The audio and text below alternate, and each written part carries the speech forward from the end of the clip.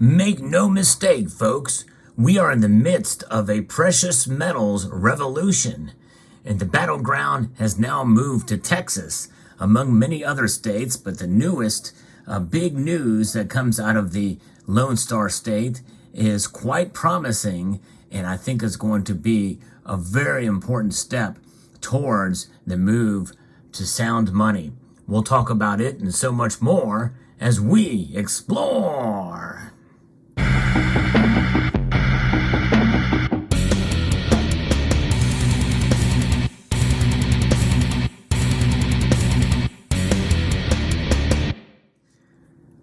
Part of the revolution that we're seeing with regards to precious metals has to do with the price. Gold and silver are up.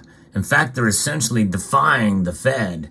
But that's kind of a different story. I do talk about prices a lot on this channel, sometimes day-to-day moves in prices. And when it makes news, I usually talk about it here. So if you do enjoy videos like this where I talk about the news with regards to precious metals and about the fundamentals, I hope you will consider pressing that thumbs up button below. Now, before I continue with this, talk a little bit about the display here. Texas is a huge state. In fact, if you come into Texas from Louisiana, you're going to see signs to El Paso and how many thousands of miles away that is. Or at least 1,000 miles, maybe. I think it's about 800 and some miles, if I remember, last time I was through there. But nonetheless, they want you to know it's a big state. And the Lone Star State is actually a republic. Yes, indeed, kind of like California. And they have their own grid. Now, that grid has been some very controversial as of late, but that's another story. But Texas essentially is self-sustaining.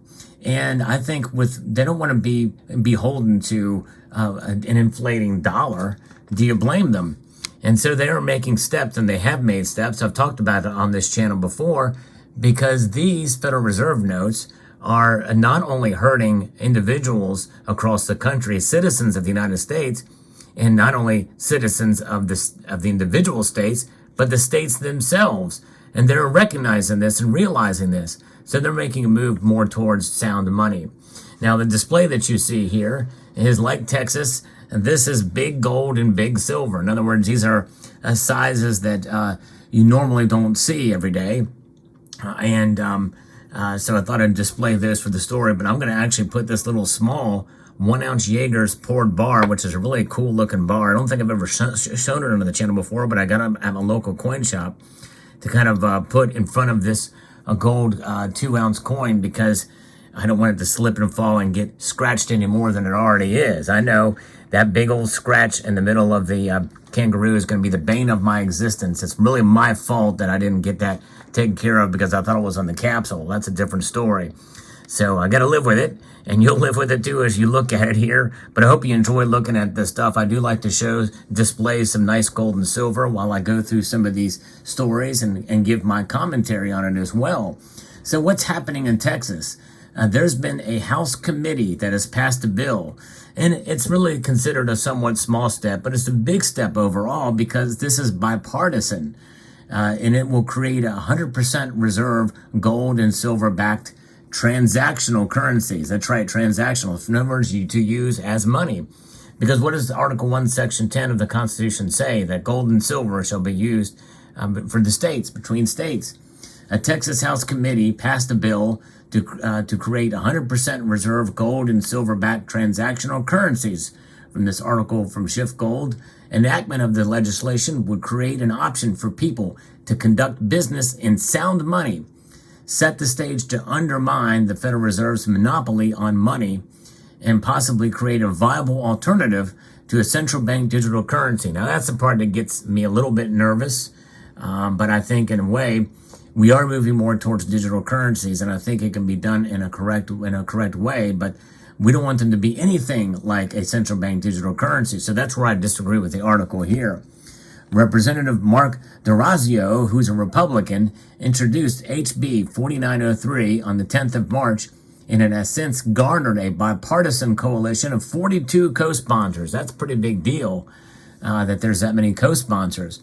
The legislation will require the state comptroller to establish and provide for the issuance of gold and silver specie, and also establish digital currencies that are 100% backed by gold and silver, and 100% redeemable in cash, gold, or silver. So that is the thing that stands out here. It will be redeemable in cash, gold, and silver. And as long as there is a way to be able to audit that and to keep track with it, and to make sure that they have the utmost confidence that it is there, that the gold and silver are there to back it up. It seems like this is a good thing, but nonetheless, anything that humans touch, and with regards to digital currencies, they can be a problem. And you know what they say about the chefs at the Cook the Books Club. You know, they can certainly tweak the numbers and make things seem like everything's fine and dandy, when in reality it is indeed sour like candy. But anyway, so how do we define specie? It's a precious metal stamped onto coins in uniform shape, size, design, content, and purity, suitable or customarily used as currency, as a medium of exchange, or as a medium for purchase, sale, storage, transfer, or delivery of precious metals in retail or wholesale transactions. Like what you see here, all of this is considered, transactional gold and silver. It's stamped with the purity. All of these pieces are. And in a sense, I see these as commodity money. Now, only one of them does have a dollar denominated on it, and that is the Australian nugget here. But the rest of them are just bullion bars. So there that is. And so it's in establishing gold and silver specie, the comptroller would be required to authorize the Texas Bullion Depository as issuer and ensure that the holder of the specie may use the specie as legal tender and payment of debt and readily transfer the specie to another person. And that's just it. The Texas Bullion Depository already exists. That was a huge move in the precious metals revolution, as done a while ago. So that being established means that there's a better likelihood that this thing could actually pass and be signed by the governor. The comptroller would also be required to create a mechanism to use 100% backed gold and silver digital currencies in everyday transactions. That's right. Making it for the average Texan every day to be able to utilize for these transactions. I think that's a great and wonderful thing. The language of the bill is as follows. In establishing the digital currency under subsection A2, the comptroller shall provide a means to ensure that a person who holds the digital currency may use the digital currency as legal tender in payment of debt. And 2, by electronic means readily transfer or assign the digital currency to another person. Fungibility, exchangeability, that's what it's about, right? Physical gold and silver backing the digital currency would be stored in a pooled account at the Texas State Bullion Depository. The trustee shall maintain enough gold and silver specie or bullion to provide for the redemption of all units of the digital currency issued but not redeemed. In practice, individuals would be able to purchase transactional currency representing the smallest fraction of physical gold or silver. The money would be used to purchase gold and silver that would be held in the already open Texas Bullion Depository. Individuals would be able to redeem their transactional currency for dollars, gold, or silver on demand. That's the thing, on demand, and that is important. In other words, it's got to be readily available in order to make this thing work out. Ready to redeem or to use in all different ways. So I think that's wonderful and a great idea how they have this thing laid out. And so on May the 2nd, the House State Affairs Committee passed this by a narrow 7-6 vote. So it barely got out, but still, it has got bipartisan support, and we'll see how this works out in the overall House before it goes to the Senate. In an outpouring of strong support from the grassroots of Texas, 78-page document representing hundreds of messages of support for the bill was presented to the committee members during a hearing last month. And that is the way to do it. Grassroots support is the best. So if you live in Texas, contact your state representatives, let them know that you're in support of this. This is one of several bills introduced in the Texas legislature this year to promote sound money, including legislation to establish gold and silver reserves, and a bill to make gold and silver legal tender in the Lone Star State. The creation of state-issued gold-backed and silver-backed digital currencies would create currency competition with the Federal Reserve notes and undermine the Fed's monopoly on money. It would also provide sound money-backed competitor if the Federal Reserve implements a central bank digital currency. And that, folks, is good news. Texans wouldn't have to participate, and more states should do this type of thing, especially for the tracking mechanism that it will be inevitably ingrained in central bank digital currencies. Broadly speaking, by making gold and silver conveniently available for regular daily transactions by the general public, gold and silver-backed digital currency would create the potential for a wide-reaching effect.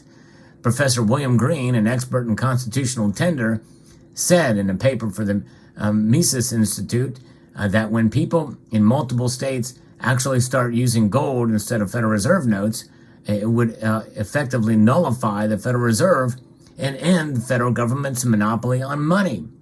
That it would be amazing to see if we saw, and this is why it's so important in this revolution. Essentially, we could make the Federal Reserve impotent when we have multiple states, and it would have to be a large amount of them, by the way, and they would also get some backlash, I'm sure, from Congress and government bureaucrats that would be pushing for federal bills making these things illegal. But good luck with that. That's a states' rights issue. And, that's something that's worth seceding for, in my opinion, if it were ever to come to that point. Over time, as residents of the state use both Federal Reserve notes and silver and gold coins, the fact that the coins hold their value more than Federal Reserve notes will lead to a reverse Gresham's law effect, where good money will drive out bad money. That means good money, being gold and silver coins, will drive out the bad money, which is Federal Reserve notes. By the way, as a note, the Gresham's law recognizes this as money. That's an important point. I actually did a video about that very subject that I hope you will check out, because I think that's important to understand. And that it is indeed money, but it is bad money. And as this happens, a cascade of events can begin to occur, including the flow of real wealth towards the state's treasury, an influx of banking business from outside of the state as people in other states carry out their desire to bank with sound money, and an eventual outcry against the use of Federal Reserve notes for any transactions. That goes against the big banks that are tied to the Federal Reserve as well, too. All good stuff. And so when the U.S. government replaced silver quarters and dimes with coins made of primarily less valuable copper, the cheap coins drove the silver out of circulation. People hoarded the more valuable silver coins and spent the less valuable copper money. So the key to making it easier to use gold in everyday transactions, the reason bad money drives out good, is that governments put up barriers to using sound money in day-to-day life. It makes it more costly to spend gold and incentivizes hoarding. And when you remove barriers, you level the playing field and allow gold and silver to compete head-to-head with Federal Reserve notes. On an even playing field, gold beats fiat money every time. Exactly right. Especially if you can use it in transactions. And folks, this is why I am so bullish on the gold back. The gold back is an example of this put into practice. And it's not just based off of the, I think this is maybe not the perfect solution, but it is a solution nonetheless, because it is backed by precious metals.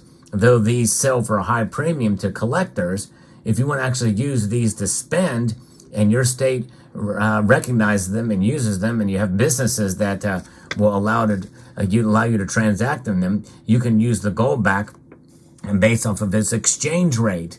That is the foundation for the value of these, which is obviously tied to gold, but it does take into account a premium, which most of the merchants that do take gold backs will honor that. In fact, there are some who will take that will honor it at a price higher than the exchange rate, or higher than what you can buy them for from certain agencies or organizations that sell them. If you buy these from ATMEX, JM Bullion, and the big bullion dealers, you're going to pay a huge premium for them as a collectible. But if you want to actually spend these, there are ways to get them for the exchange rate, or cheaper than the exchange rate. But that's an aside note. That's only if you live in it. But this is a putting into practice. It's already available in some of these states. Very important indeed. So there's where we're at. So this is what would need to happen next with this bill. It'll move to the Calendars Committee. That committee determines which bills move to the House floor for a vote. Supporters of the bill in Texas have created an online tool to register support for the bill moving to the House for debate.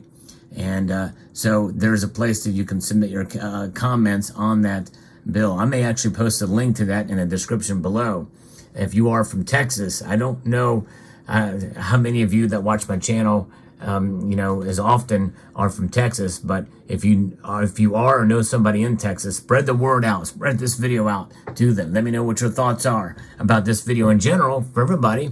And exciting news indeed. I'd like to extend a multitude of gratitude to you all for taking the time to watch, and to encourage you to please rate, share, comment, and subscribe.